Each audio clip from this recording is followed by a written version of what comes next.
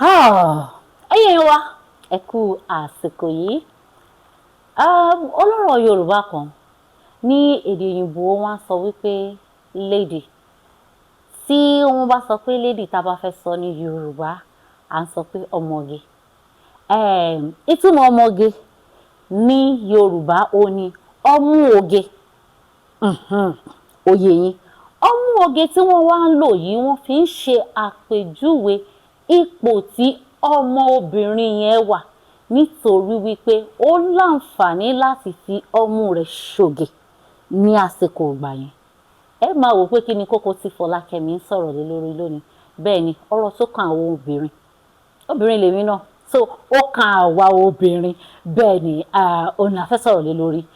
À ń sọ̀rọ̀ nípa ọmú, breast. Tá bá ń sọ̀rọ̀ nípa ọmú wọ́n máa ń sọ fún wa wípé pàápàá jùlọ ìwọ tó bá ti dábíyámọ́ o gbọ́dọ̀ fọmọ lọ́yàn. A sì mọ̀ wípé ara ẹwà ohun tí obìnrin fi ń ṣe ìgboyà. Tá bá ń sọ̀rọ̀ nípa self-worth, self-confidence pàtàkì ni ọmú tá ń sọ̀rọ̀ rẹ̀ yìí ni ó jẹ́ sí obìnrin. Obìnrin sì gbọ́dọ̀ fọmọ lọ́yàn. Obìnrin ò sì fẹ́ kí ọyàn rẹ̀ kó di falling hero. Bó la ṣe wá fẹ́ ṣe. Ìyẹn gangan la fẹ́ sọ̀rọ̀ lé lórí. Nítorí náà ẹ wo mo mọ̀ pé àwọn ọkùnrin gan á nífẹ̀ẹ́ láti gbọ́ nǹkan tá à ń sọ ṣùgbọ́n àwọn obìnrin ló kàn jù. Ìyẹn mo fi ń kí pé ẹ káàárọ̀ ẹ káàsán ẹ káalẹ́ ní gbogbo ibi tẹ̀sí gbọ́ tẹ̀sí tí ń wò wá lórí ètò yín ètò wa ìṣẹ́jú 15 pẹ̀lú Folakemi. Mo ti sọ kókó tá a fẹ́ sọ̀rọ̀ lé lórí. Àmọ́ ta làlejò mi ẹ farabalẹ̀ à ń lọ sókè lọ́hùn tábádé ẹ ṣalábàpàdé àlejò mi. Ẹ káàbọ̀ padà tó bá ṣe pé ẹ̀ṣẹ̀ ń darapọ̀ mọ́ wa ni mo sọ fún yín wípé a fẹ́ sọ̀rọ̀ tó kan àwa obìnrin. Ṣùgbọ́n bó ṣe kan àwọn obìnrin àwọn ọkùnrin fẹ́ẹ́ gbé lórí ju obìnrin gan lọ. Ìdí àtàbàjọ ẹ máa mọ̀ o ṣùgbọ́n kẹ̀ tá làlejò mi. Onímọ̀ nípa ìṣègùn òyìnbó ni wọ́n. Òdú ni wọ́n tún wá jẹ́ wọ̀nyí ṣàìmọ̀ fólókó pàápàá jùlọ lórí ètò ìṣẹ́jú 15 pẹ̀lú Folakemi. Mo are very comfortable láti bá wọn sọ̀rọ̀. Number one, wọ́n máa ń tẹ́tí sí wa láti bá wa sọ̀rọ̀. Wọ́n sì máa ń ní inú dídùn láti fún wa ní ìlanilọ́yẹ̀ pàápàá jùlọ ọ̀rọ̀ tó bá ti ní ṣe pẹ̀lú ìlera wa. Ìyá wa Modupe Olufisoye ẹgbẹ́ bí àsìkò yìí. Ẹ ṣeun ma. Ẹ ṣeun pé a tó wá bá yín ẹ sì gbà wá lálejò. Kò tọ́pẹ́ ma. I'm always glad to be here. Thank you so much ma. Màmá wa inú mi dùn pé obìnrin lẹ́yìn náà. Ọ̀rọ̀ tá à ń sọ yìí ó kan gbogbo wa. Tá bá ń sọ̀rọ̀ nípa your pride as a lady, as a woman, we can't take the breast out of it. Ó dẹ̀ ní pé ẹ̀yin onímọ̀ ṣègùn òyìnbó there is a song tó ṣe pé ẹ máa ń kọ sí wa létí káàkiri ní gbogbo ìgbà ẹ fọmọ lọ́yàn breastfeeding exclusive breastfeeding ẹ ṣe kinní kan ẹ ṣe kinní kan. There is this fear, there is this anxiety fáwọn obìnrin pé tí n bá ṣe especially this exclusive breastfeeding 6 months kọ́mọ máa mọyàn mí nìkan láì jẹ oúnjẹ mi pé by the time I'm done heroes mi àti fall. Àyà mi ti di slippers. And I don't want to go through that because it's traumatic. Mi ò ní self-worth mi mọ́ and a lot of people are just trying to like ẹ jẹ́ kán jẹ oúnjẹ inú agolo. Is it true? Tí n bá breastfeed ọyàn mi máa sag. Okay, ẹ ṣeun ma. And I'm glad that ìbéèrè yẹn lẹ fi kọ́kọ́ bẹ̀rẹ̀ because èmi rò wípé ó yẹ ká sọ òótọ́ tó wà nínú ọ̀rọ̀ yẹn ká dẹ̀ sọ dáadáa. Ṣẹ́rí ọyàn lóòótọ́ ọmọbìnrin lóòótọ́ is part of our body that makes us obìnrin.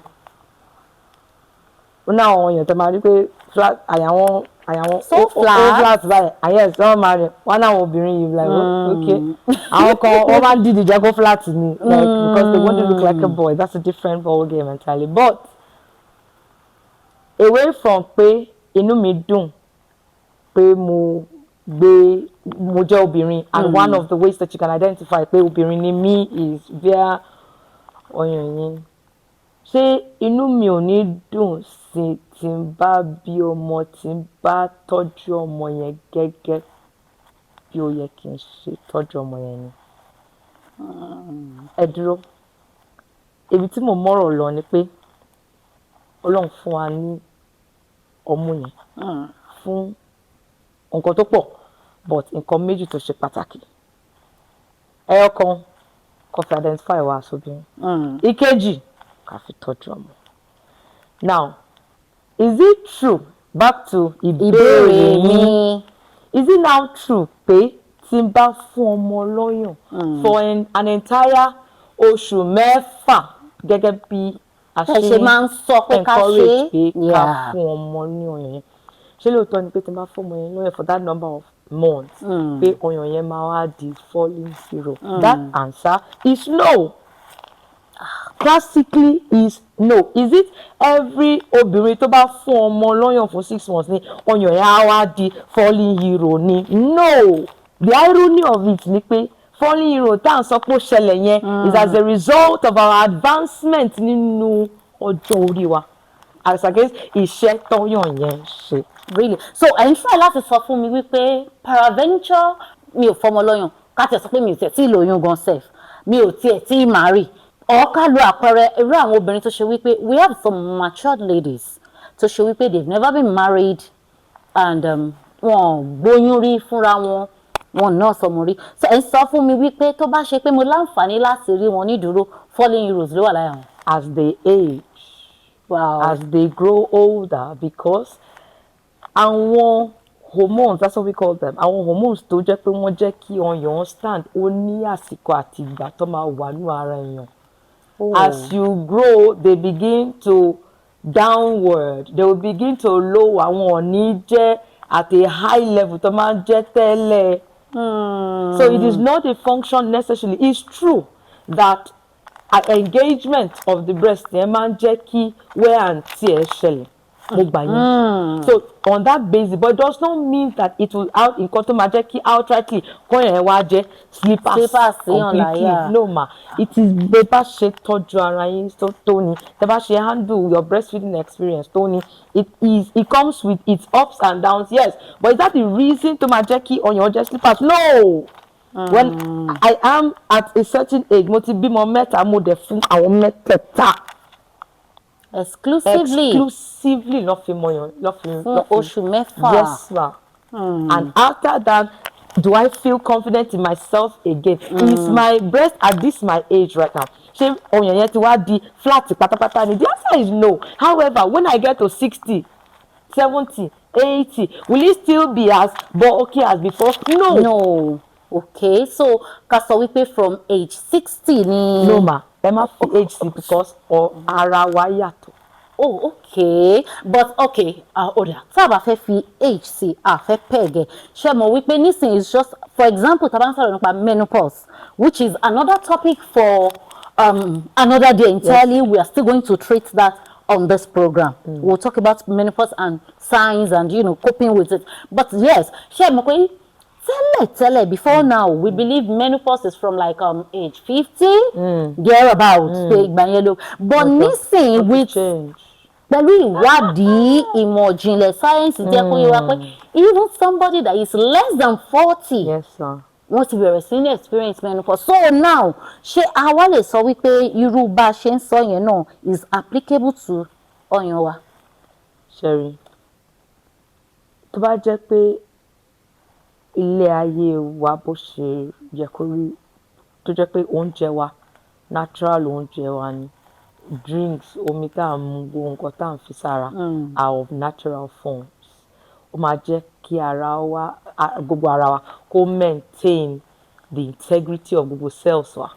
Okay. But you are right to say that there is a change, there's a switch happening, especially with the dynamics of ayé láwa, ayé mix the drink, I not saw the drink, ayé gbogbo cream tá ń lò sára, ayé gbogbo nǹkan tá ń lò just to be feminine or just to be kíní kan, gbogbo and change the dynamic ara wa ni. So is it true that some of this can influence it? Yes ma. The lifestyle téèyàn ń live, irú ayé téèyàn ń gbé can greatly influence how your body. Ó dá pé ọyàn là ń sọ pé ń sìn, but away from ọyàn, many other parts títí kan ojú, many other parts begin to degenerate slowly based on the lifestyles that we live. Ìgbà mi ò lè jẹ́ iṣẹ́ èèyàn, what you expose yourself constantly to will begin to create those habits. But let's stay on ọyàn. This ọyàn for this majorly, okay, your age and the presence of our hormones don't control bí ọyàn yẹn yẹ kó stand kó dẹ̀ rí kí skin yẹn dẹ̀ wà very bulky and fluffy. They degenerate time. So pé ìyàwó àǹtí kan ò fẹ́ fọ́mọ lọ́yàn ó dẹ̀ decide láti ṣe oúnjẹ tó wà ní agolo, no problem, ọlọ́mọ máa dàgbà ṣe everything máa máa right pẹ̀lú ọmọ, just the benefits exclusive breastfeeding tó yẹ kó rí kò ní rí gbà lára yín. But at the end of the day, that benefit that you are meant to give to the baby, is it useful for you? No. As you grow, ṣé ọyàn yẹn ṣé máa change? Yes. Ẹ sọ pé wear and tear náà máa affect actually bó ṣe sọ because mo lè fún wear and tear yẹn ní percentage ma. ṣe mo pé there is this challenge already ẹ̀yin ìyá wa nílé ìwòsàn fọmọ lọ́yàn, but kó tó di pé a fọmọ lọ́yàn, when you are pregnant tẹ́ bá ń lọ fún antenatal, let your husband play with your breast and let him do this with your breast and all that ṣé wear and tear ti husband playing with your breast, waiting for the child too, ọmọ náà sucking the breast, ṣé yẹn gùn tí kò bá ọyàn kó di falling èrò. fẹ́ bèrè ṣe ti rí àwọn obìnrin tó jẹ́ pé tó bá ti fẹ́ ṣe menses nǹkan oṣù wọn ọyàn yẹn máa kún. Bẹ́ẹ̀ni. A kún such that tó bá fọwọ́ kàn á máa dùn wọ́n díẹ̀. Is that wear and tear? Yes. Is their body undergoing a process? Yes. Is it already influencing how the breast will look and behave much later? Yes. So kéèyàn tó di pé ó dé inú ilé ọkọ tí ń fọwọ́ kan kínní, ọmọ ó dé, ọmọ sọ̀kẹ̀. There's been a lot of activity ongoing for many years that we have refused to acknowledge. Wow. So kò ṣe bẹ̀rẹ̀ mà. So ti ẹyin mà, it doesn't mean pé ó kọ̀ dédé pick up from one point or time of life. No, it doesn't work like that. So it's safe to say pé fúnrú àwọn ọmọ tó ṣe pé they are probably less than 18 náà nísìnyí ṣe, of course they started menstruating, so it means that wear and tear gan ti bẹ̀rẹ̀ lára wọn díẹ̀díẹ̀. Wear and tear tó fẹ́ bẹ̀rẹ̀ will have started from the lifetime, the beginning of the changes tó ti occur ní ara obìnrin. Started from there. It's true that it will become full, it will reduce, it will become full again, it will reduce, and Adema experience it differently. That's one level. Next level, èmi jẹ́ obìnrin, ọkọ tí ń bá mi sọ, ọkọ tí ń fọwọ́ kàn, ó tí ń fà á, ó tí ń ṣe gbogbo ẹ̀. Next level. Third level wá jẹ́ tọmọ. Ó máa ń disturb àwọn èèyàn lọ́kàn wọn more because tọmọ yẹn ló máa ń pẹ́ jù.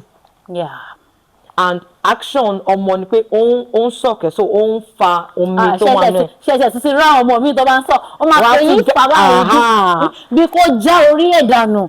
Yes, but the thing is wear and tear tó ń lọ yẹn ṣó máa jẹ́ kó di slippers gbàgàdà ni? No, so I'm saying that there's a lot of nǹkan tó máa ń ṣe ọyàn tó máa jẹ́ reason tó máa fi ń jẹ́ kó rí bẹ́ẹ̀, not necessarily because wọ́n ní exclusive breastfeeding. It is one factor out of many other factors. My point. Oh, okay. So let it not be like pé ìyẹn la focus pé is the main. Exactly. Oh, okay. And then fourth level ni pé bá ṣe ń grow àwọn hormones tó jẹ́ kó stand torí bí ọ̀sán méjì wọ́n máa dínkù lára wa gradually flesh ọyàn yẹn tó dúró tó fine a máa lọ so èèyàn tó fún ọmọ lọ́mú for 6 months àti èèyàn tí ò fún we will all experience this degenerative process with the breast. Will it remain standing till I'm 70? But is there a way we could help? Okay, for someone who is still less than 60, 70, ṣé mọ̀ pé tẹ́ bá wo irú àwọn tó ṣe pé wọ́n experience weight loss either by deliberate, you kind of, pé mo fẹ́ reduce, or for any reason ẹlòmíì it could be health ló jẹ́ kán come down. Ṣé mọ̀ pé yẹn náà máa ń jẹ́ kí ọyàn kó di falling hero. Okay, so now for any reason, is there a way we could help? Maybe there are things I can do, there are things I can eat. Ẹ sọ̀rọ̀ pé lifestyle náà ó wà ńbẹ̀ tó ṣe wípé could help èmi tí mo wò pé mi tí ìdarúgbó, yes mo ti fọ́mọ lọ́yàn, but I still want to maintain, you know, you understand that look, kí n wọṣọ kó dúró dáadáa lára mi. I have this confidence. Are there things I can do to just help this breast to still remain standing, even if it cannot be like before now?